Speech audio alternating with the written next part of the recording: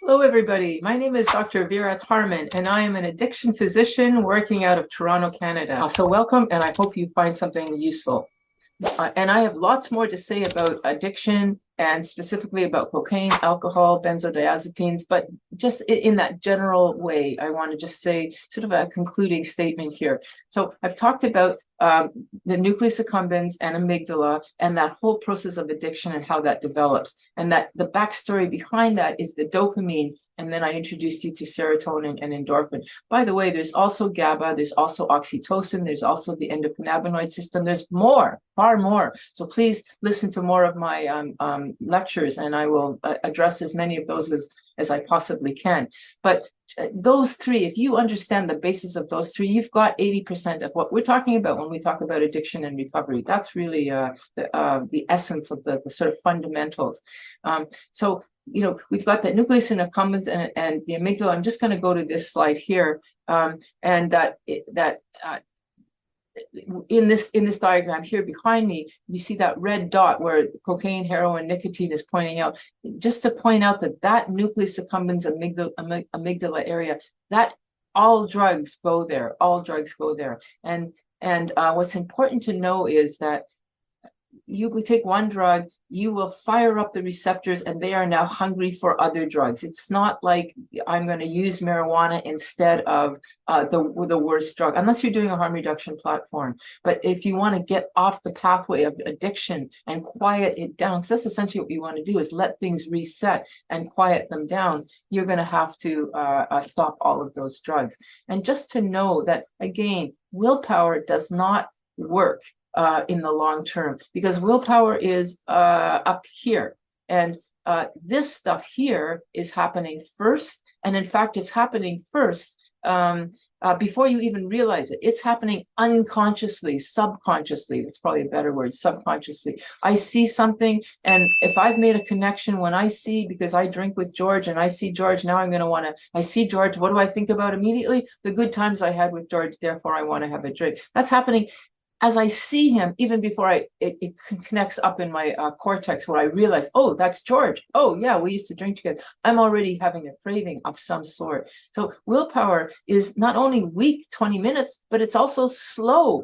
I've already decided I want to use before I realize that I don't want to use. And that default mode of wanting to use is what it gets people into so much trouble. So you can see why addiction, why do we do the crazy things that we do? Because of this process that's developed, abnormal world and a normal reaction to this abnormal context, something has shifted and faulted, and a new default mode has happened. And does that ever go away? This is probably a good place to end my talk for this piece. It's like saying, once you're a diabetic, are you even when your sugars are fine, you're taking your meds, you're eating well, you're not eating sugar anymore, you're not functionally a diabetic anymore, your sugars are normal. But if you were once a diabetic and now you're eating fine and your sugars are normal, are you still a diabetic, or are you a non-diabetic? And we know through experience you are still a diabetic, but you are a diabetic in recovery, because you're not eating sugar, and you're not eating refined carbohydrates, anything that's bringing the insulin and causing the insulin resistance, et cetera, et cetera. So you're doing all the right things, and so everything is normalized. But the moment you have a bit of sugar, the moment you do something, your sugars go up again.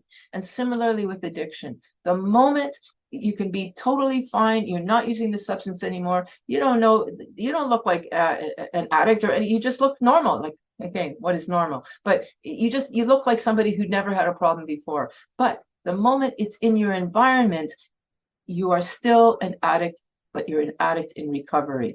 And I'm a firm believer that once those receptors have changed, just like the insulin situation with diabetes, you don't go back. We have the term, once you're a pickle, you're no longer a cucumber. You can never be a cucumber again. You can be a cucumber, it looks like one, but you're not really one.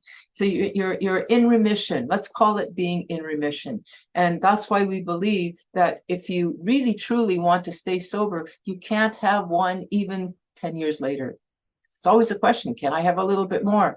maybe you can if you didn't actually cross that line, if you didn't actually go that far. And that's why we say, even in the staunchest of staunch abstinence books, the AA Blue Book, what they call the big book, they'll say, go out and do your research. Maybe you're one of those people that didn't really cross the line, but most of you will know if you've crossed the line. And that means that if you're good, you're in remission, but you then have something even 5 or 10 years later, it might not be that drink, it might not be in that week, but it'll come back slowly.